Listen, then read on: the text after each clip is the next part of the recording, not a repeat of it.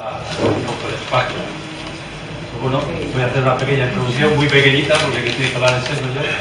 Pero bueno, para los que, primero dar las gracias a todos los que estáis aquí por haber venido y haber conocido esta asociación, una asociación que se creó hace 2 años, de crecimiento personal, es sin ánimo de lucro. Lo único que pretendemos es que se mantenga este espacio, se pueda pagar. Aquí se realizan un montón de actividades gratuitas.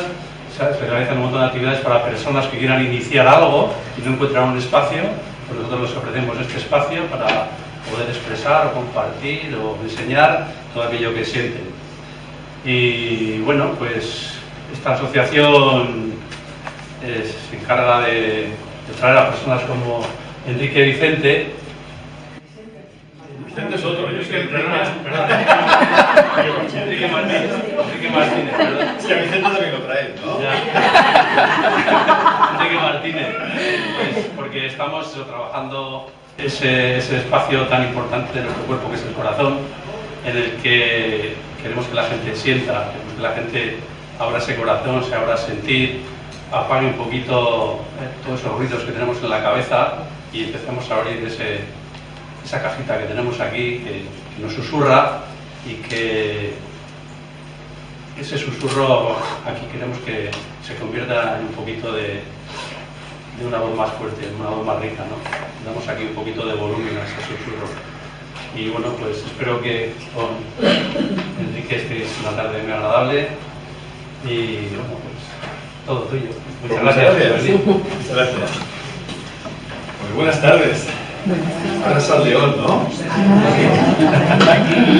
Muchas gracias a Iñaki, que tuvo la gentileza de invitarme, a Moraima, que ha venido a buscarme, toda atenta y servicial, y a cada uno y cada una que veo aquí. Algunos conocidos, y una sorpresa ver algunas caras conocidas y queridas, y a los que no también.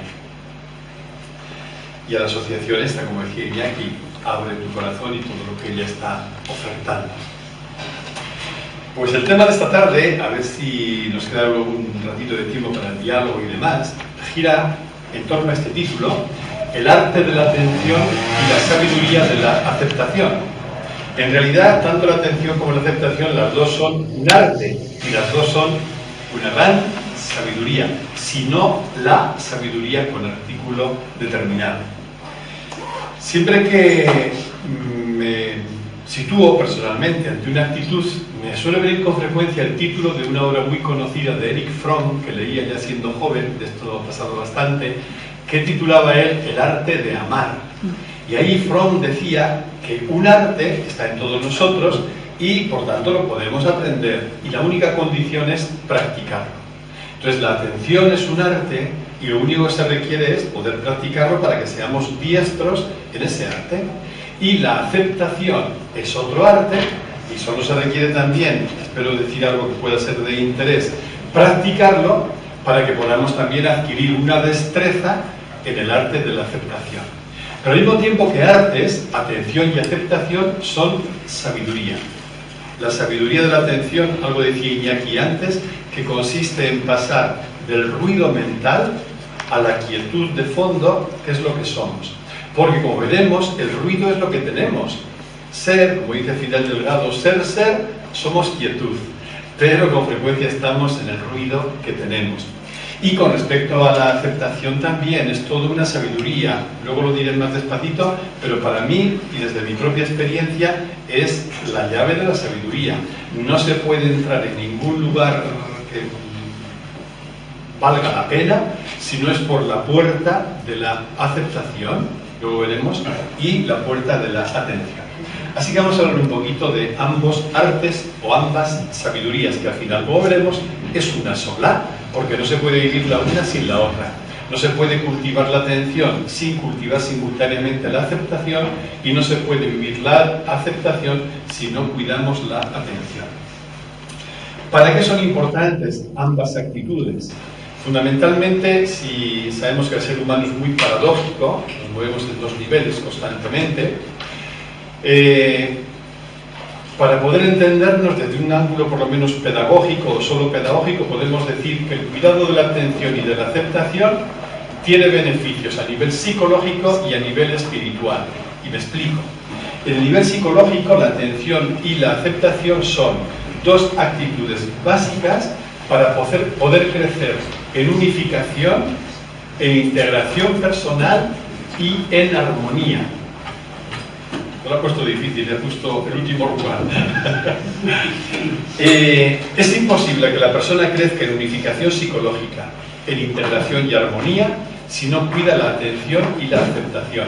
Y todos sabemos bien lo que nos jugamos con la armonía o la integración psicológica. Y sobre todo, como suele ocurrir con los humanos, sabemos bien lo que eso es cuando nos falta, cuando nos sentimos más o menos rotos por dentro, cuando nos sentimos más o menos desestructurados, cuando nos sentimos, por decir una palabra técnica, neuróticos. La neurosis significa escisión y la persona que padece neurosis, que es uno de los sufrimientos que peor se llevan, se siente rota por dentro. Lo contrario es la integración y la unificación. Pues bien, esa integración psicológica no se puede vivir si no cuidamos la atención y la aceptación. Pero no solo eso, la atención y la aceptación no solo nos integran psicológicamente, sino que son condición indispensable para que podamos responder a la pregunta más importante que tenemos todos los seres humanos desde que apareció nuestra especie, y que es la pregunta ¿quién soy yo? Sin cuidar la atención y la aceptación no podremos llegar a responder adecuadamente a esa pregunta. Y a lo mejor alguno pregunta, ¿y qué tiene que ver quién soy yo con atender y con aceptar? Espero que si no soy muy torpe yo, al final quede claro el por qué se requieren ambas actitudes. Decía antes que nos damos cuenta muchas veces de la riqueza que tenemos cuando la perdemos, igual que la salud. Valoramos la salud cuando se pone difícil, ¿no? Cuando estamos enfermos. Valoramos también la atención y la aceptación cuando nos damos cuenta de sus opuestos. Y nos damos cuenta de dónde nos introducen esos opuestos y todo el sufrimiento que generan.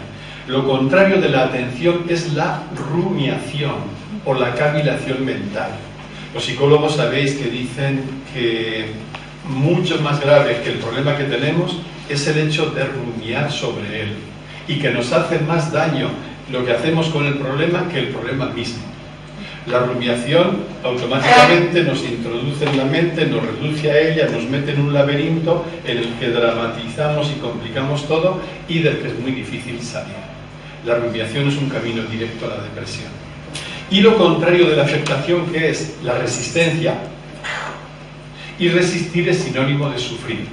Pon resistencia y encontrarás sufrimiento, sea lo que sea, y quita la resistencia y el sufrimiento desaparecerá.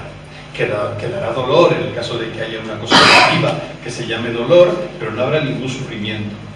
Por tanto, si cada vez que yo resisto estoy poniendo sufrimiento, si, como dice otro principio psicológico, todo lo que se resiste persiste, la sabiduría consiste en adiestrarnos en la aceptación, que es el único antídoto eficaz frente a la resistencia.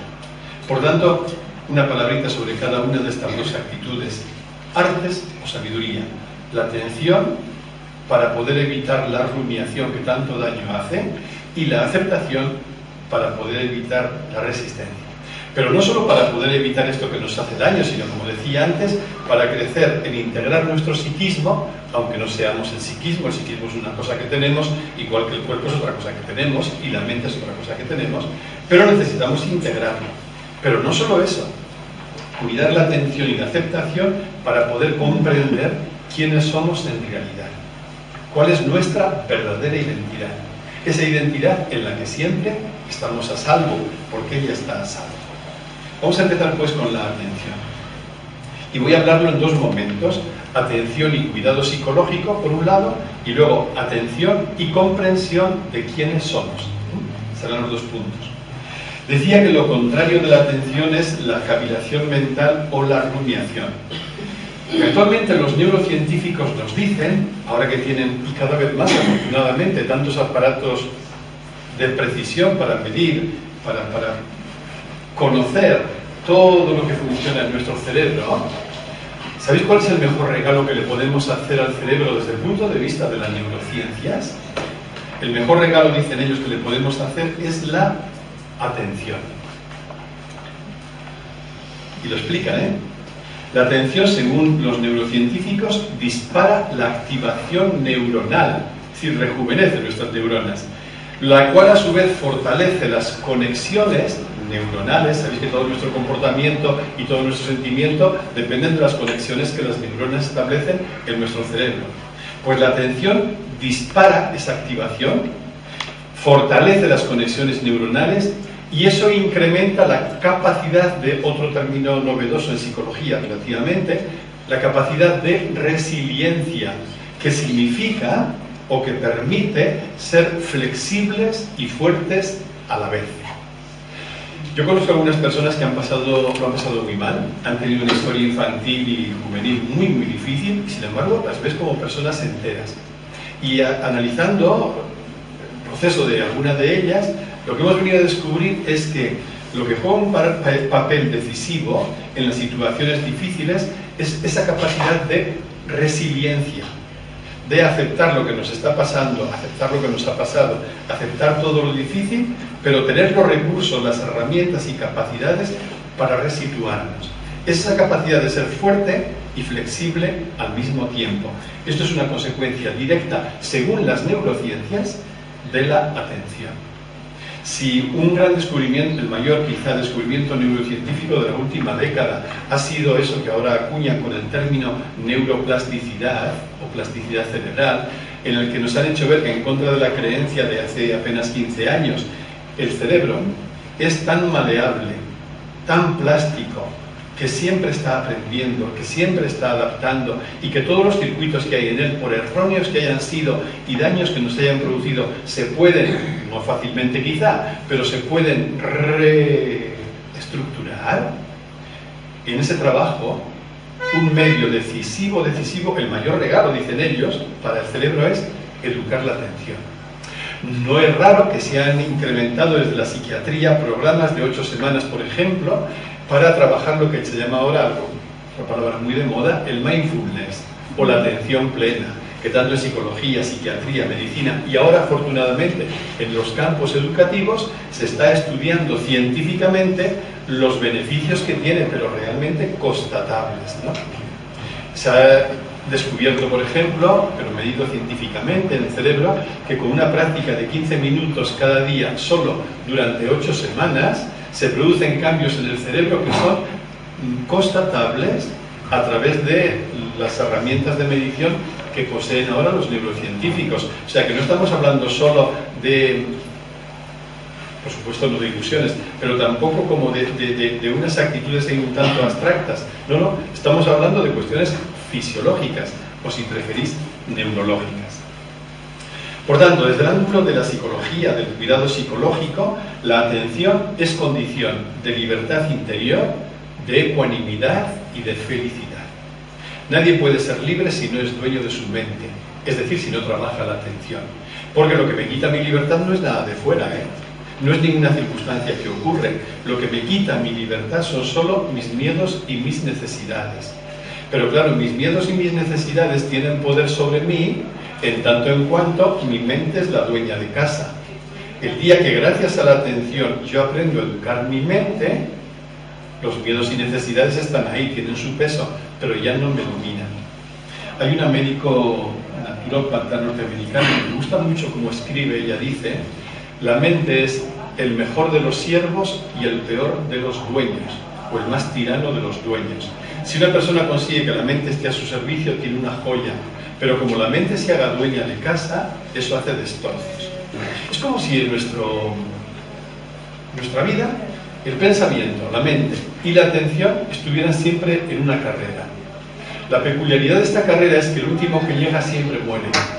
Entonces, si yo me quedo enredado en la mente o en el pensamiento, la atención morirá, con todas las consecuencias que tiene. Pero al contrario, si yo soy capaz de, gracias a la práctica, ir educando la atención y estar más tiempo en la atención, el pensamiento, la mente, dejará de ser problema para mí también. Por eso la pregunta decisiva es esta: ¿dónde estamos más tiempo? ¿En la mente o en la consciencia? Según la respuesta que demos a esa pregunta, veremos la calidad de nuestra vida.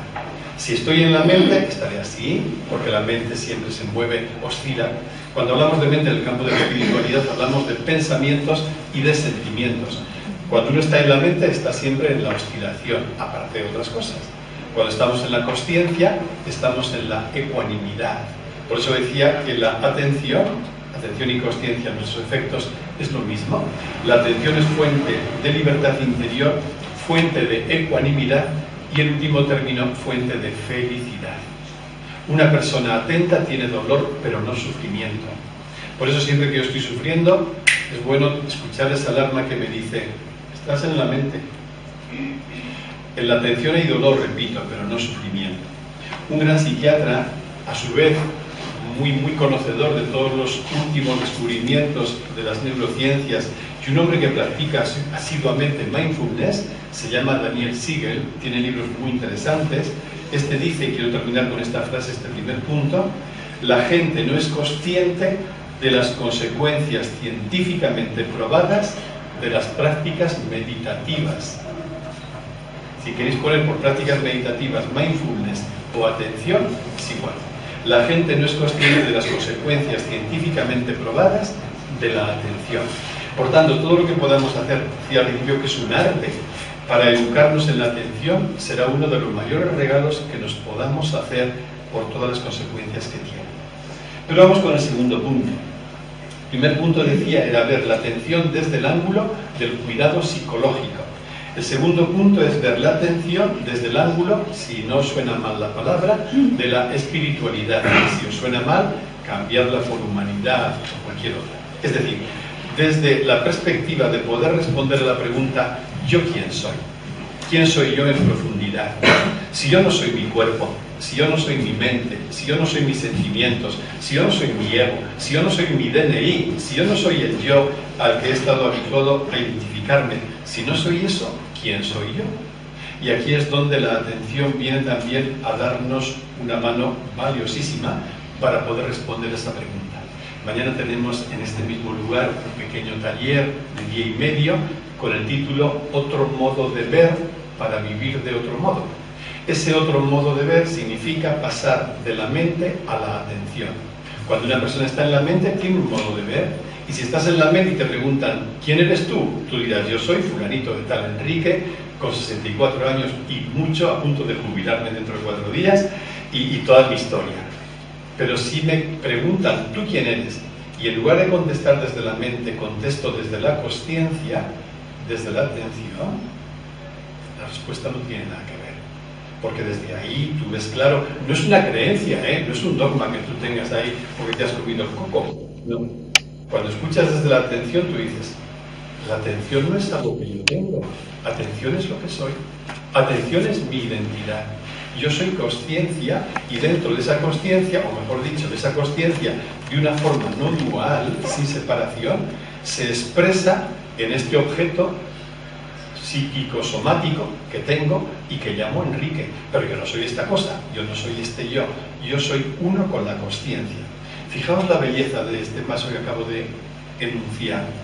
Una persona empieza poniendo atención y descubre, mejor dicho, es llevada a descubrir que ella es atención. La atención no es algo que tenemos, atención es lo que somos.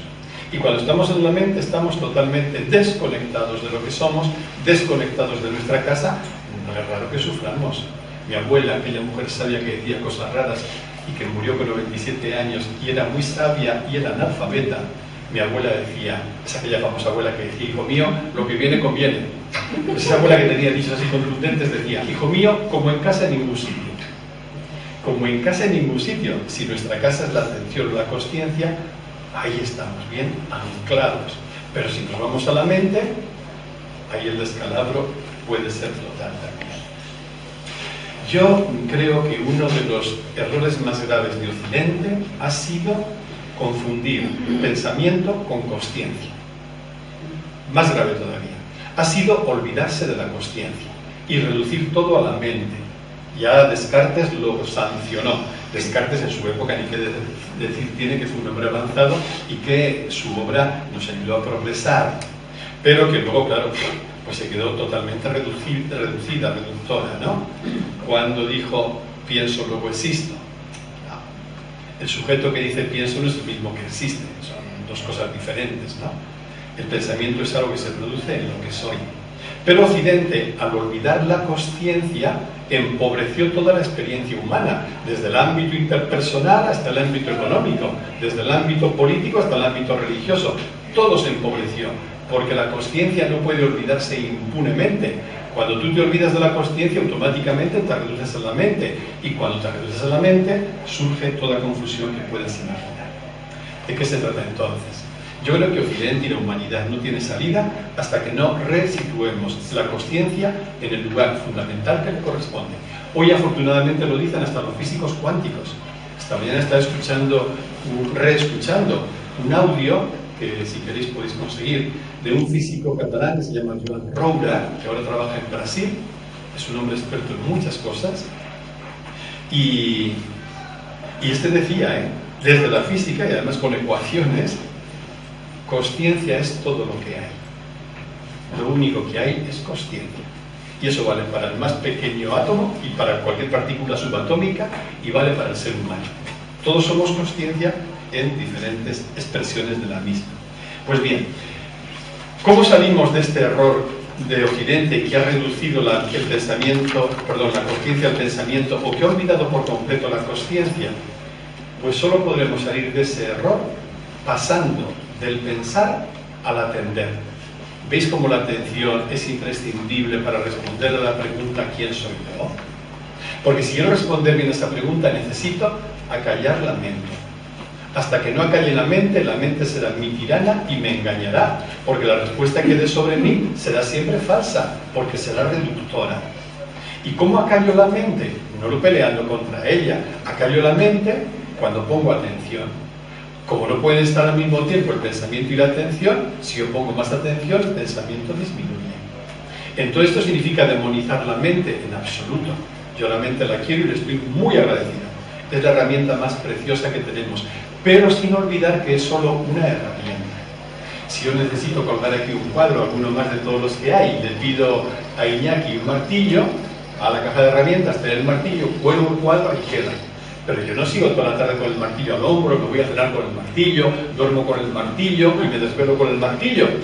No, la mente es una herramienta, cuando yo la necesito para algo la utilizo, apárcate, porque yo no soy tú, yo no soy mente, yo soy atención, yo soy consciencia.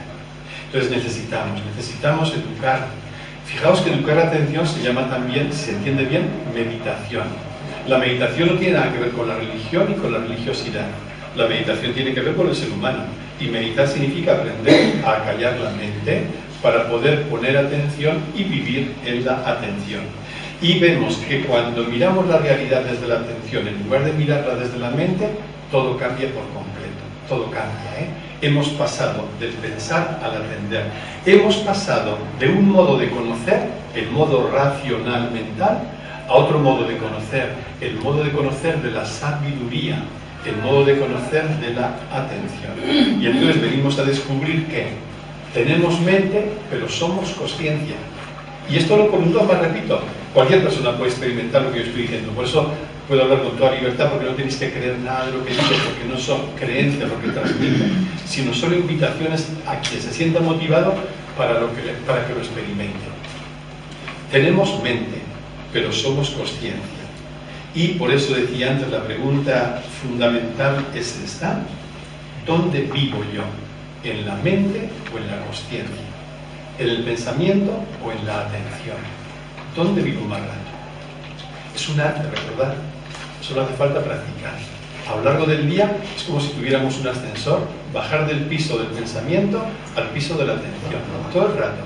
Cada vez que me veo en el pensamiento, a la atención. ¿Cómo sé que estoy en el pensamiento? Porque me siento desconectado.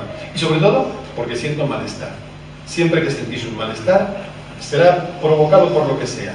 Pero quiere decir que estoy en el piso de arriba, estoy en el pensamiento, en lugar de estar en la atención. Si soy capaz de bajar a la atención, el malestar que tiene de carga psicológica desaparecerá. ¿A dónde nos trae pues la atención? Ya termino este punto de la atención. A otra frase de una mujer sabia a la que admiro mucho por cómo trabaja el tema de la compasión, que se llama Pema Chodron, es una monja budista norteamericana. Pema Chodron dice: tú eres el cielo, todo lo demás es el clima. Todo lo que te puede pasar es el clima. Yo no me gustan mucho los cielos encapotados y nublados, y ahora me toca bastante vivirlos. Pero sé que eso es el clima. El cielo está ahí, aunque no se vea. Pasa como con el avión. Tú subes el avión y ves todo nublado, pero arriba está luminoso. Todo lo que ocurre en nuestra vida solo es el clima. Es cierto que hay climas muy duros, ¿eh? Puede haber climas muy jodidos, rayos incluidos. Puede haber climas que te hagan llorar. Pero todo lo que te ocurre, todo lo que tienes, solo es clima. Incluida la enfermedad, incluida la muerte. Solo es clima. No olvides nunca que lo que tú eres es cielo. Lo que somos es cielo, todo lo demás es clima. Pero esto no lo podemos ver desde la mente, porque la mente forma parte del clima. Solo lo podemos ver desde la atención. Solo el cielo. Fijaos lo que nos jugamos con el cuidado de la atención. Para integrarnos psicológicamente y para poder responder a la pregunta, ¿quién soy? Vamos con la segunda parte, con la aceptación. Vamos con la aceptación. ¿Por qué es tan importante la aceptación? Y a la atención, fijaos hasta dónde nos lleva. ¿Por qué la aceptación? Pues si tuviera que decirlo de una forma escueta, lo diría por este motivo. Porque solo la verdad permite el crecimiento. Yo me dediqué a la terapia individual hasta el año 2000, en que por motivos que no vinieran al caso tuve que dejar y luego ya fue solo esporádicamente, y luego mi vida tomó otros derroteros, mi actividad también. La vida quiso y quiere jugar conmigo, está jugando un rato conmigo como con vosotros, y me lleva por caminos que yo no pudiera imaginar. Pero en aquellos años de terapia psicológica, donde no hacía otra cosa y por tanto era escuchar a muchas personas en un solo día, pronto me di cuenta de algo. De que la persona que es psicóloga, a no ser que hubiera un trastorno mental de otro tipo orgánico, etcétera, ¿no? Que merece todo respeto, pero que en un planteamiento psicológico, la persona que crecía psicológicamente era la persona que sentía un gusto enorme por su propia verdad. No se puede crecer si no se parte de la propia verdad. Y todos sabemos, también por experiencia, que fácilmente escamoteamos la verdad. La psicología nos nombra algunos mecanismos de defensa que en realidad es para no ver nuestra verdad. Tenemos como pánico a mirarla de frente. Entre esos mecanismos, por ejemplo, están la negación de lo que vivimos, de lo que nos ocurre, la represión, la evitación, la justificación, la racionalización. Todos estos mecanismos, o cualquiera de ellos que pongamos en marcha, bloquean siempre el proceso de crecimiento. No solo eso, sino que antes o después generan sufrimiento. Entonces el crecimiento solo es posible cuando la persona parte de su verdad, reconoce su verdad. Este reconocer la propia verdad es lo que se define, o lo que define la aceptación. Eso es la aceptación. Aceptar en castellano es sinónimo de humildad. Y humildad en castellano significa, como dijera Teresa de Jesús, humildad significa caminar en la verdad. Entonces no puede crecer la persona hasta que no se encara con su propia verdad, la reconoce y la acepta.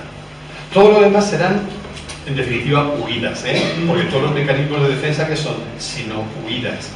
Incluso las personas que son muy buscadoras y que hoy empiezan un camino y mañana otro y pasado otro.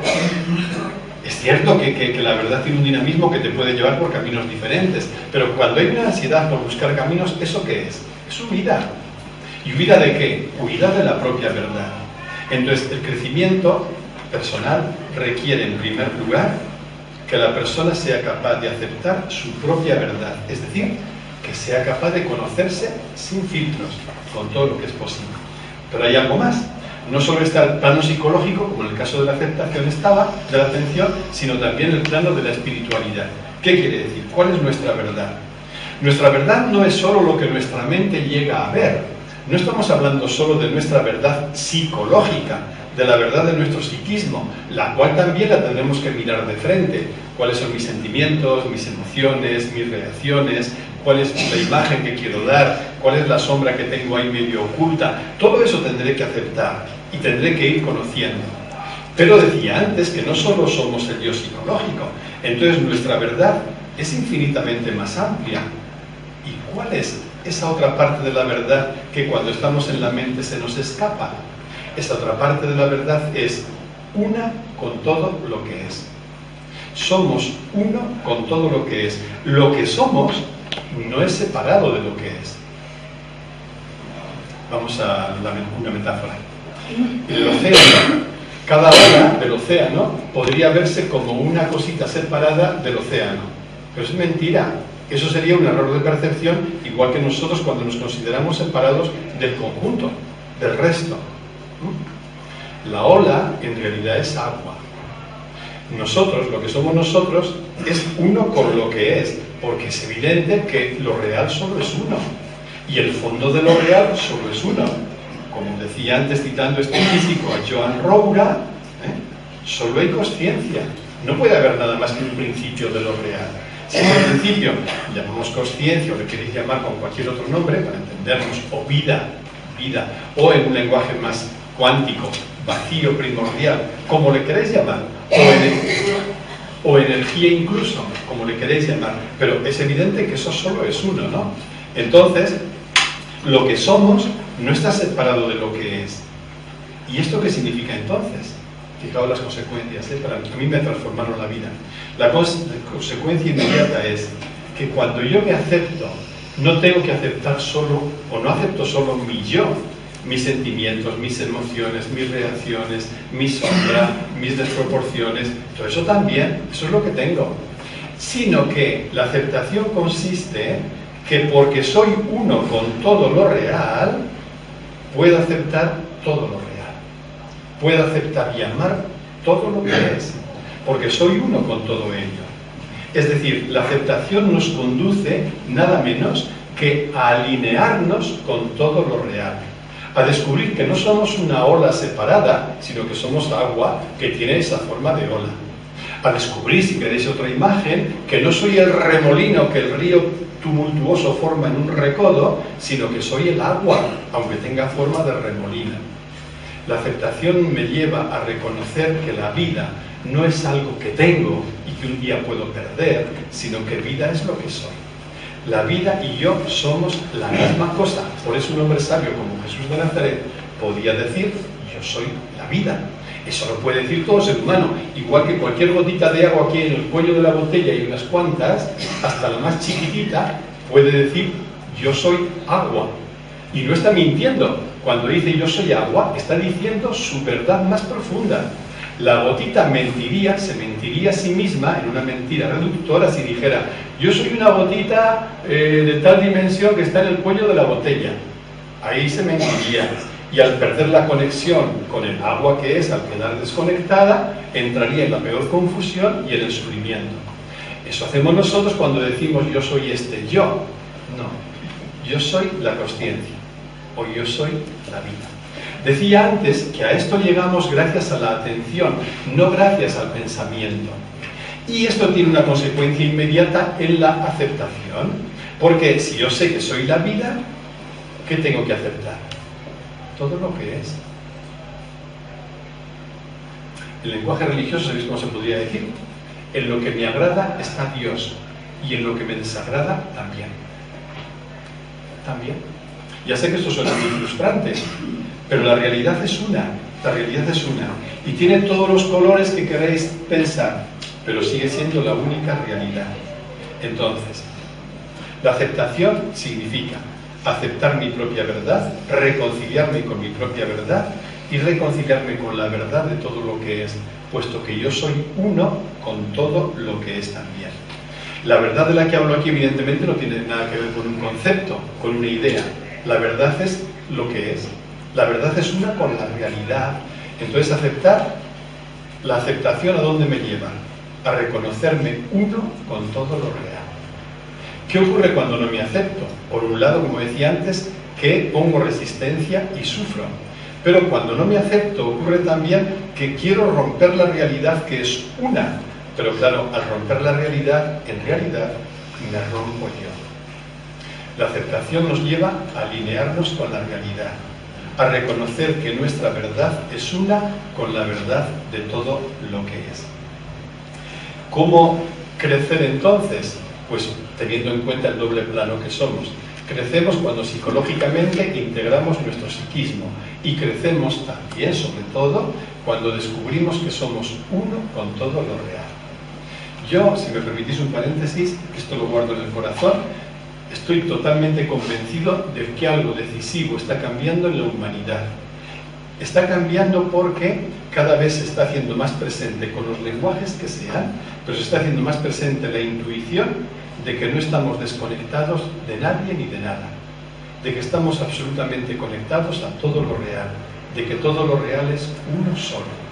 Una persona que experimenta esto, que vive esto, esa persona no puede sentir jamás ni miedo, ni tensión. Un pasito más. ¿Qué es la aceptación? ¿Qué es y qué no es la aceptación?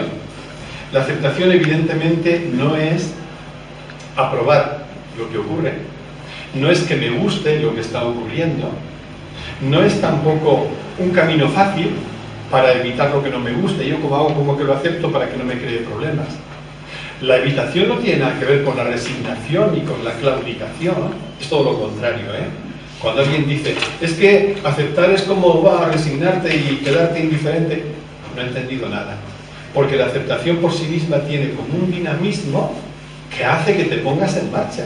Entonces, yo no conozco persona más creativa que la persona que vive con más hondura la aceptación de su verdad y la aceptación de lo que es. La resignación no tiene nada que ver con la aceptación.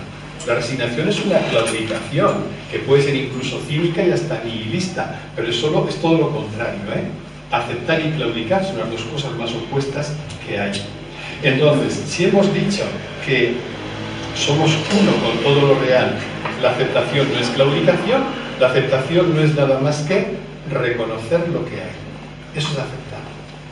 Aceptar es reconocer lo que hay. Aceptar es acabar de una buena vez con la dualidad entre lo que es y lo que debería ser. Porque cuando no aceptamos, ¿dónde estamos situados? En el debería, aunque no lo formulemos conscientemente. Cuando tú dices, esto no debería ser así, aquella persona debería portarse de aquella forma, esto debería, aquello no debería. Cada vez que yo digo debería, estoy rompiendo lo real. Y en lugar de quedarme en lo que es, fabulo en lo que debería ser. Sabéis que el verbo debería es la puerta grande para entrar en el sufrimiento. Si una persona quiere sufrir, solo tiene que decir debería. Mejor dicho, no hace falta ni que lo diga. Solo tiene que pensarlo. Y ni siquiera pensarlo. Solo tiene que inconscientemente meterse por ese camino. En cuanto una persona dice debería, aparece, está llamando, está convocando al sufrimiento. ¿Por qué está convocando al sufrimiento? Porque está resistiendo lo real, está luchando contra lo real, está luchando contra lo que es. Y quizá no haya sufrimiento mayor que resistir a lo que es, que resistir a lo real. Entonces el camino pasa por el otro lado, pasar de esa resistencia y acabar con la dualidad entre lo que es y lo que debería ser. Dualidad que solo existe en mi mente, por otro lado. Lo que es lo que es. Tengo un amigo valenciano, un conocido valenciano, que habla con mucha gracia, que dice: que sepas, Enrique, que si tú estás peleado con lo que es, el equivocado eres tú. Cuando mi mente está peleada con lo que es, la equivocada es mi mente, forzosamente. Lo que es no puede equivocarse. Lo que es sencillamente es. La vida no puede equivocarse. Pero claro, si yo creo que soy el yo, que mi mente piensa, y creo que la vida es algo que tengo, entonces estaré en guerra con la vida todo el rato. Por el contrario, cuando yo caigo en la cuenta de que soy vida, ¿dónde está el problema? Es que te vas a morir ahora. Pero si la vida no muere. La vida solo cambia de forma. Ojito, con romper lo que es por este pensamiento mental de lo que debería ser. Porque esto no es claudicación, decía. No es claudicación por una cosa muy, muy sencilla. Porque una cosa es el debería del ego, debería, y cada vez que hacemos las cosas desde el ego, las hacemos desde el debería, aunque sea una cosa noble, como luchar por una sociedad más justa. Si lo hago desde el ego, no servirá para nada, para aumentar la locura del mundo. Pero es que además de tener los deberías del ego, tenemos lo que somos, la vida que somos, tiene un dinamismo que brota del fondo y que es adecuado. Es como la corriente del río. Cuando una hojita o cuando una gota de agua se reconoce, se hace una con la corriente del río, en lugar de resistirlo, la corriente la pone en su lugar adecuado. Cuando yo sé que soy vida, lo que tengo que hacer, no, lo que hago es que la vida me va poniendo en mi lugar, la vida me va conduciendo. Cuando una persona sabe que es vida y no que la vida es algo que tiene, esa persona ya no decide nunca más. Es la vida la que decide por ella. esta persona dice amén, en el sentido hebreo de la palabra, a la vida, que a su vez es, repito, la vida no es algo separado, está ahí. Cuando predomina el ego, lo que buscamos es que se pongan, que salgan adelante nuestras preferencias, nuestros deberías. Cuando reconoces que eres la vida, sencillamente aprendes a amar lo que es. Repito, amar lo que es no significa claudicar ni quedarte de brazos cruzados, porque tu propia lucha para cambiar algo, cuando nace no del ego, sino nace de la vida, también forma parte de lo que es. Yo sé que esto es un poco sutil, pero luego si queda tiempo en el diálogo podemos volver sobre ello. Y ya para terminar, yo distingo 3 niveles de aceptación. Cada cual estamos donde estamos y hacemos lo que podemos. ¿Cuáles son esos 3 niveles de aceptación? Vamos solo que nombrarlos, ¿eh? El primer nivel de aceptación es: yo acepto algo porque ya no puedo más, porque es inevitable. Bueno, tiene su valor, tiene su valor. Este es a donde nos conducen las crisis que tenemos. Cuando una persona tiene una crisis y lucha contra la crisis y no la querría tener, pero la crisis sigue, al final te rindes. Con mucha frecuencia el objetivo de las crisis, lo que la vida busca con las crisis en nuestra vida es que nos rindamos. Rendirse no significa, repito, claudicar, sino que reconozcamos que somos uno con la vida. ¿Por qué necesitamos crisis? Porque las crisis, al hacernos caer en la cuenta de que no podemos cambiar nada de fuera, nos obligan a dirigir la mirada hacia adentro y a cambiarnos por dentro y a poder encontrar aquella respuesta a la pregunta tan importante: ¿quién soy yo? Entonces, un primer nivel de aceptación es aceptar algo porque ya estoy harto. No es la mejor motivación, pero tiene su punto, Aceptar algo porque es inevitable. Y me doy cuenta de que si no quiero sufrir útilmente, tengo que aceptar. Hay un segundo nivel. El segundo nivel es, aunque solo sea de intuición, de que hay una sabiduría mayor a la que yo me rindo. Los seres humanos, algún historiador ha hecho como un juego de imaginar toda la historia del universo conocido, unos 13.700 millones de años, nuestro pequeñito universo, debe haber miles y millones de universos por ahí, ¿no? Nuestro pequeñito universo de 13.700 millones de años, si metemos ese espacio de tiempo en un año solar, ¿sabéis cuándo habría aparecido el ser humano? O sea, nuestra especie. En el último segundo del día 31 de diciembre, justo para comerse la media última uva. Quiere decir que antes de que naciéramos nosotros había sabiduría. Más ahora que sabemos desde la física que en el origen de todo, mañana lo veremos esto en el taller que hagamos aquí, el origen de todo es sabiduría, inteligencia o consciencia, como queramos llamar. ¿Cómo no vas a ver la sabiduría que rige el cosmos mejor que mi mente lo que es bueno y lo que no es bueno?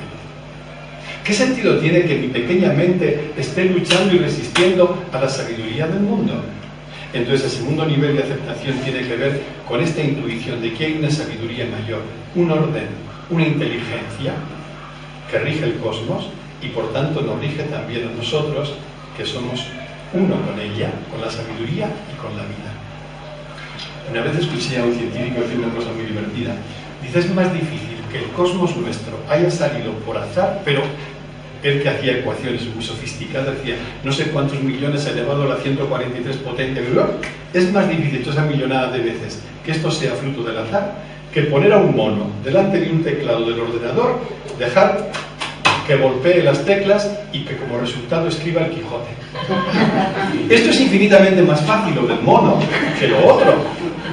Todo tiene sabiduría. ¿Por qué un manzano da manzanas y no da peras? Es una chorrada, ¿verdad? Hay una inteligencia. Todo es una inteligencia.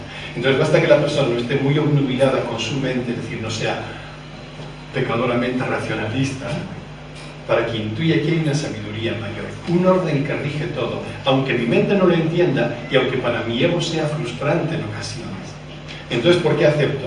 Porque me rindo a una sabiduría mayor. Me rindo a una sabiduría mayor.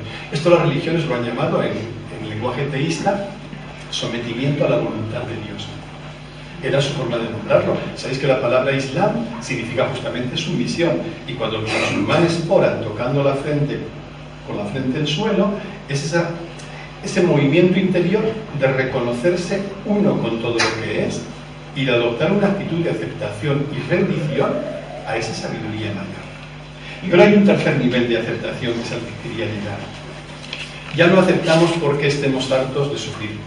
Ya no aceptamos porque tenemos la intuición de que hay una sabiduría mayor a la que me fío, de la que me fío, y que nuestros antepasados algunos llamaron Dios. El tercer nivel de aceptación ya no depende de la voluntad, ya no es algo que tengamos que hacer, porque nace del descubrimiento de que nuestra verdadera identidad es aceptación. Somos aceptación. Pero con frecuencia nuestra mente no se ha enterado y nuestro ego mucho menos. Pero somos aceptación. Entonces, cuando tú eres aceptación, ¿qué ocurre? Que no tienes que aceptar nada de lo que aparece. ¿Por qué no? Porque ya está todo aceptado. No aparecería nada que previamente no hubiera sido aceptado. En el océano, aquí en el Cantábrico, no aparece ninguna ola, si permitís la metáfora, que el Cantábrico, que el océano, no haya aceptado previamente. Todas las olas que aparecen, ya el océano las ha aceptado.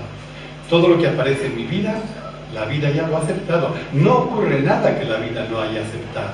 Y la vida no puede equivocarse jamás. Entonces, si yo ya he caído en la cuenta, si yo he podido experimentar que yo soy la vida, que soy uno con la vida, ¿qué tengo que hacer ante aquello que me frustra? Que frustra mi ego, mi psiquismo. Tengo que situarme en la vida que soy y entonces descubriré que soy aceptación. Y entonces lo que hago es acoger aquello que ha aparecido, tenga el color que tenga. Esto no facilita, entre comillas, las cosas que nos van a ocurrir. Puede aparecer una mala reacción, una enfermedad, un contratiempo, un desamor, lo que sea. Aparezca lo que aparezca, la aceptación que soy lo acoge. Lo acoge. Permite que esté vivo. Repito, acoger no significa claudicar, Lo que somos es aceptación. Y entonces fijaos la belleza. A mí estas cosas que son tan coherentes me hacen poner los pelitos de punta porque me emocionan mucho. Me parecen tan elegantes que forzosamente tienen que ser verdaderas. ¿A qué coherencia me refiero? A que hemos empezado, una persona empieza practicando la atención y descubre que es atención. Que la atención no es una cualidad que tengo y puedo explotar o vivir, sino que soy atención. ¿Sabéis cuál es en este momento de mi vida, y me da pudor confesarme en público, mi mayor aspiración? Se me cuelan otras, tengo un ego más tonto y más grande que Donosti. Pero por grande que sea mi ego, cuando me escucho bien, mi mayor aspiración, ¿sabéis cuál es? Ser un inmenso vacío lleno de atención. El que pueda entender, que entienda. Ser un inmenso vacío lleno de atención. Es decir, dicho más el lenguaje de mi pueblo, reconocer la atención que soy y ver que esa es mi identidad. Cuando una persona es atención, usando la metáfora de la crema, children, es lo mismo que decir, descubrir que yo soy el cielo y que todo lo demás que tengo es el clima. ¿Qué más queréis? ¿No han pregonado y han prometido todas las religiones siempre el cielo? Si ya lo somos. El que espera el cielo después de morir no lo verá ni antes ni después. Somos cielo. El cielo no es algo que tenemos, no es algo que consigamos, no es algo que se nos dé. Somos cielo. Cielo es una palabra religiosa para nombrar la atención o la consciencia. Somos atención. ¿Y dónde está la elegancia? La elegancia está en que, hablando de la aceptación, llegamos a la misma conclusión. Hemos empezado practicando la aceptación porque nos parecía una medida inteligente y venimos a descubrir que somos aceptación. Que la aceptación no es algo, una actitud, una cualidad que hay que cuidar. Soy aceptación. ¿Cómo se casa esto y por qué nos resulta tan difícil? Nos resulta tan difícil debido al carácter paradójico del ser humano. El ser humano, antes que ser nada, es paradoja. ¿Por qué es paradoja? Una paradoja significa una contradicción aparente. No hay contradicción, solo es aparente. El ser humano es paradójico porque nos movemos todo el rato, aunque te ilumines, en dos niveles. El nivel del yo, que es el nivel superficial, el nivel de la mente, y el nivel profundo, que es el nivel donde nos reconocemos uno con todo. Entonces somos los dos niveles. Este es el ascensor. Cuando nos descuidamos estamos aquí arriba y aquí aparece lo que aparece. Cuando caemos en la cuenta, ponemos atención y aceptación, nos reconocemos en lo que somos de fondo. Entonces, de fondo somos atención y aceptación, pero cuando estamos aquí vemos la atención y la aceptación como algo que tenemos que cultivar para poder sobrevivir un poco mejor, pero por ahí va. Y ya la última palabra es que no se puede vivir la una sin la otra. No se puede vivir la atención sin la aceptación, ni la aceptación sin la atención. ¿Por qué? Porque cuando yo no estoy atento, estoy rumiando. Pero claro, rumiar es lo contrario de aceptar. Por tanto, si rumio, no acepto. Es decir, si no estoy atento, si no pongo atención, no puedo vivir la aceptación. Pero cuando no acepto, estoy resistiendo. Resistir no es atender, resistir es cavilar. Por tanto, tampoco si no acepto, no podré estar atento, y si no estoy atento, no podré aceptar. La sabiduría combina ambas actitudes, que empiezan siendo vistas como actitudes, hasta reconocer que son otros nombres de nuestra identidad. La buena noticia es que somos atención y aceptación. La vida no es algo que tenemos, sino que somos uno con ella.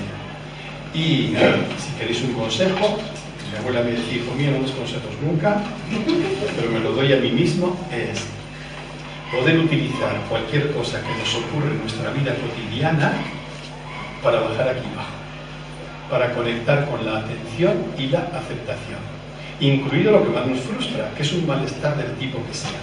Entonces, sin negar nada, sin reprimir nada, sin evitar nada. Si yo noto un malestar, puedo leer el malestar en clave positiva.